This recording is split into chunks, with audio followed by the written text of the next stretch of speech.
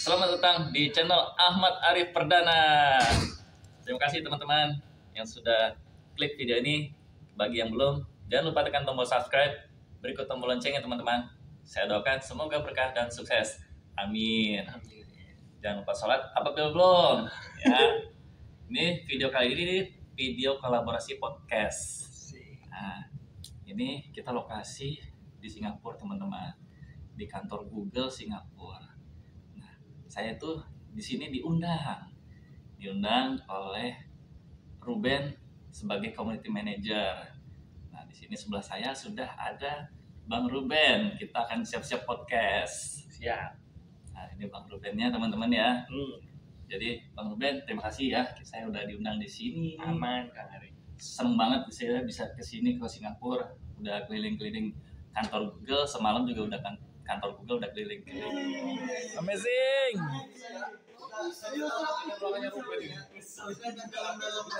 Keren banget, keren.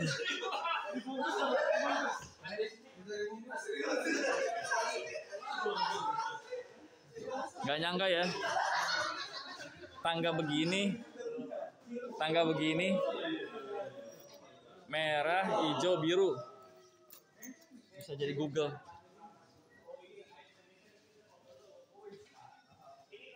Tuh teman-teman, Google,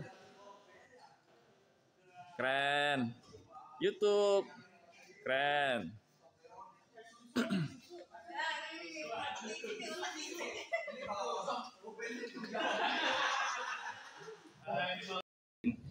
Nanti seru banget deh. Terus juga tadi ada kegiatan product expert. Ini kita di ruang acara, kita mau menyimak. Jadi nanti ada yang pakai bahasa Inggris, itu ada alat untuk translatornya seperti ini nih. Ada alat translatornya seperti ini teman-teman. Nah, itu bisa kebantulah yang tidak paham menggunakan bahasa Inggris. Sini teman-teman udah pada join.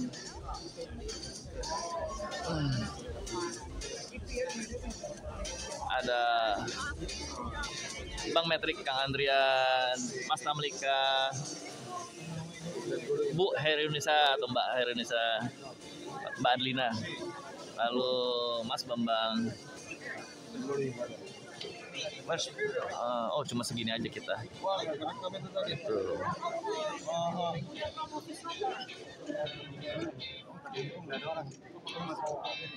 Inilah keseruannya di kantor Google. Oke, nanti kita nyimak ya.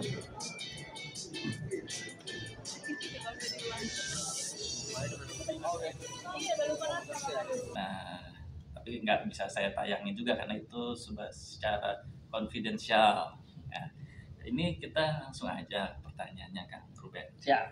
Supaya langsung aja.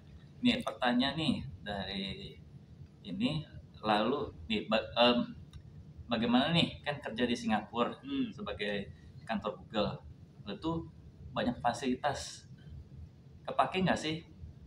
Apa pada workaholic semua? Karena kan di sini banyak fasilitas nih, entah itu biliar, entah itu apa gitu ya kan. Benar. Kemarin kan kita muter-muter kantor Google tuh semalam. Gimana Kang Ruben? Iya sih, maksudnya banyak fasilitas, banyak mainan, tapi karena memang pada kerja keras juga.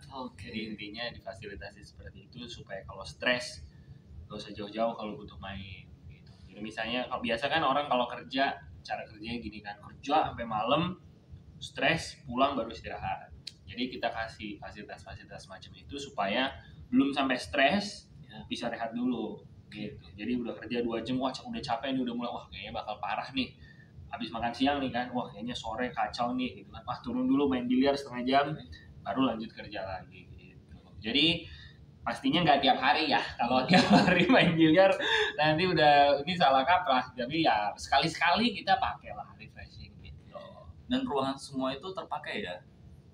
Ruangan terpakai. Sekarang kan kita karyawannya udah ribuan ya. Jadi sekarang kalau meeting room juga mungkin harus sekali-sekali agak mulai rebutan karena semua orang udah mulai ngantor juga kan, kita udah berhasil ini kembali dari masa pandemi ya. Semoga lancar terus deh gitu ya. Amin. Tetap jaya nih di kantor Google-nya, di YouTube-nya juga. Amin. Terus ini nih pertanyaan selanjutnya. YouTube biasa dengan YouTube Shorts. Untuk yang bantuan YouTube-nya itu akan digabungkan atau gimana Kang Ruben? Siap. Sementara sih kita gabungin aja ya, Kang Arif. Karena mungkin salah satu alasannya juga kita pengennya kan nggak terpisah ya. Tadi mungkin kalau saya bocorin sedikit, tadi waktu Kang Arif sempat ada acara juga sama bos-bos besar YouTube. Kita ngomongin YouTube Shorts, kan? Dan memang arahan kedepannya kan perbedaan utama YouTube Shorts dibandingkan dengan kompetitor di luar sana adalah YouTube mulainya dari video panjang dulu. Jadi itu kan sebuah posisi yang unik ya. Jadi kita pengennya kreator tuh kalau bisa idealnya gak cuman sukses di shorts aja dan gak cuman sukses di video panjang aja gitu. Jadi lebih ke memanfaatkan potensi dari kedua-duanya gitu. Jadi kita dari sudut pandang support juga gimana caranya supaya kita nggak membuat sebuah pemecahan gitu ya. Jadi gimana caranya kita bisa bantu semuanya sama-sama dan mungkin mohon maaf Kang Arif yang aktif di forum gitu ya, kalau bisa bantuin dua-duanya bareng-bareng, kalau bisa ngelihat ada tren atau ada pertanyaan khusus dari komunitas, itu kita juga bisa nangkepnya barengan gitu. Jadi supaya fokus kita nggak terbagi dan kita bisa selalu lanjut terus bantuin semua kreator bareng-bareng terus gitu.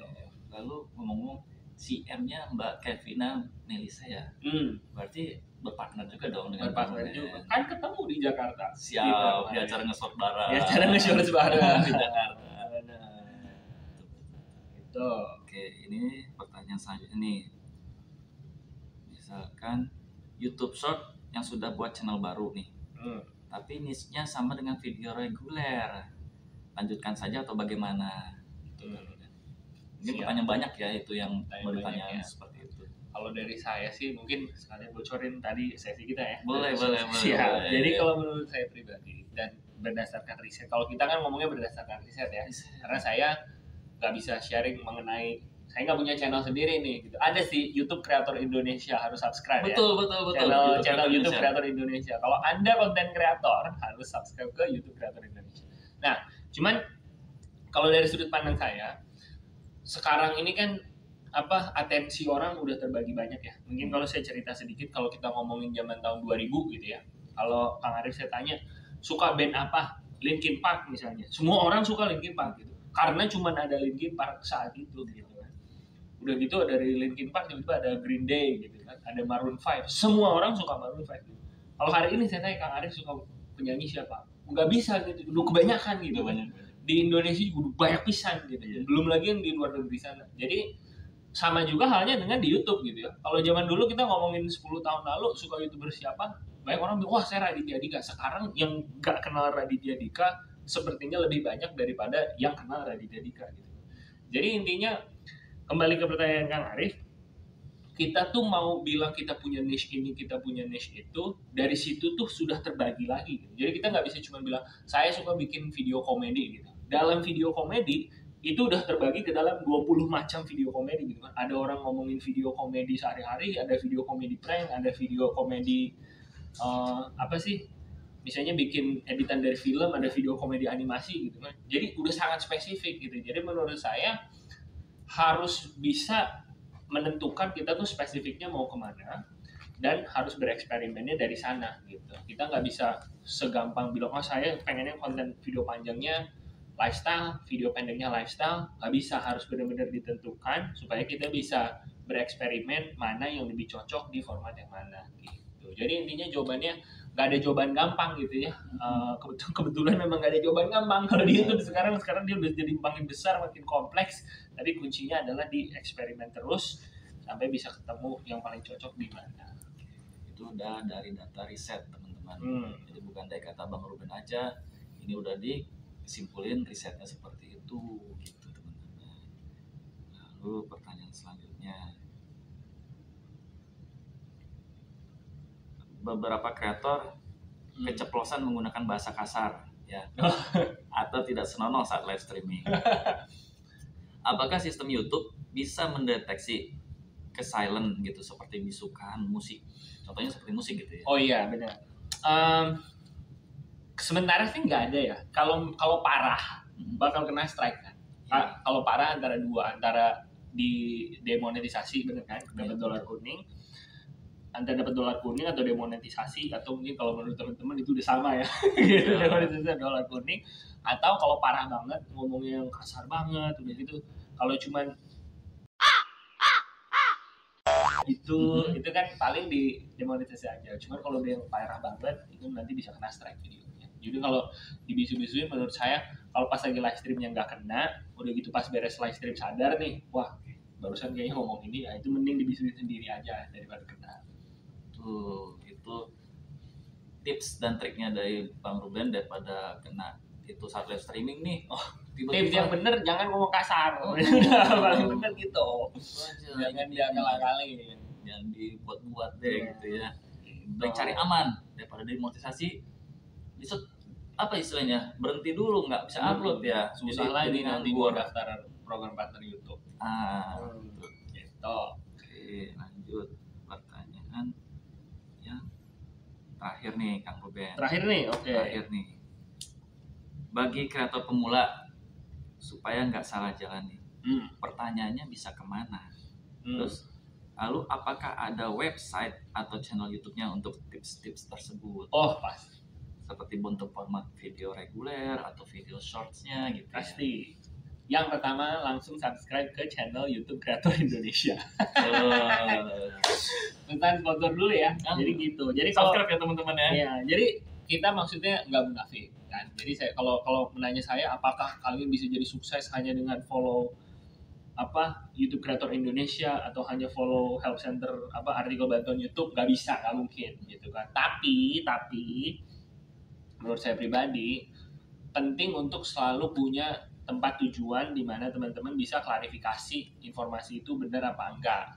Jadi misalnya kalau ada kena pelanggaran, kalau ada kena teguran, apalagi kalau berulang kali gitu ya. Kan banyak kayak ngomong sesama komunitas ngegeng aja gitu kan. Terus bilang, "Oh, saya upload video ini nggak apa-apa." Saya contoh, misalnya upload video rangkuman film ya, cerita film gitu kan. Masuk satu grup semua orang, "Wah, cerita film mantep nih, nggak kena copyright, cepat monetisasi." 10 orang ngikutin, 1 orang berhasil, yang 9 lainnya kena demonetisasi.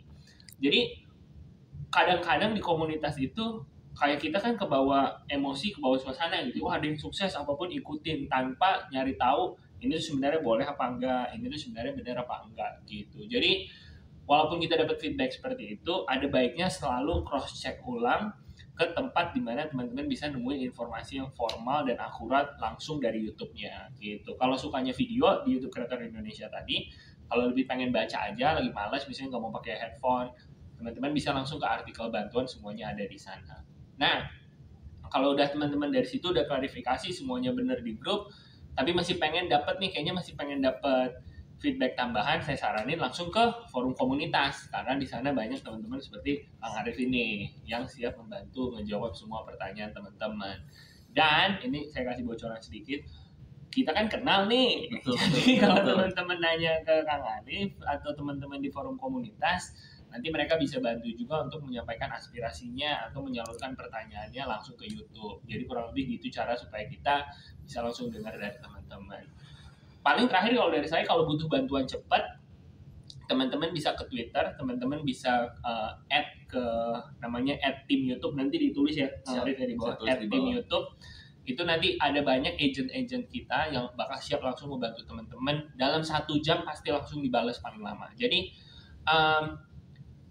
yang penting punya akun Twitter aja sih. Paling banyaknya kalau di Indonesia sebenarnya nggak terlalu banyak yang pakai Twitter ya. Soalnya profil sosial media lain masih agak susah juga kita kalau pengen ngobrol gitu. Cuman saran saya kalau nggak punya akun Twitter pun bikin aja ngasal ke @tim YouTube, terus teman-teman bisa langsung jawab di sana. Kami. Ya, sure. Teman-teman bisa, sorry itu tadi teman saya orang Korea lewat. Banyak apa. Jadi gitu. Jadi terakhir follow di tim YouTube.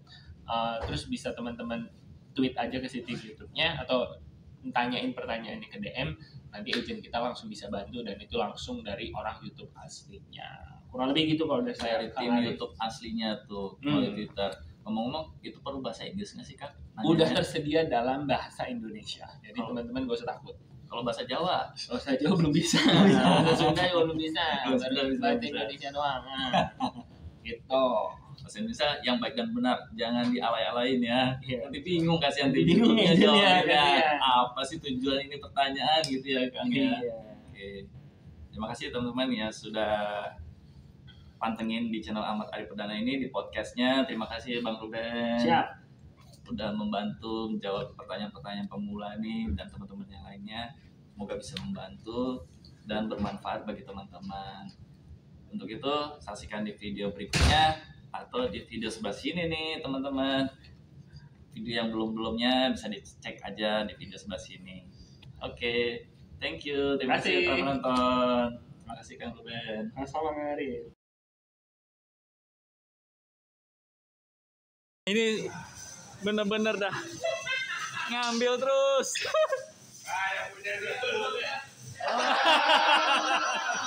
Halo Bang Zona tutorial. Gimana menurut perasaan Anda di sini nih? Yang penting dapat coklat. Coklat. Seneng banget ya. Jadi pada malu-maluin ngambil coklat, ngambil Toblerone, lain. Itu apa? Dikit kan?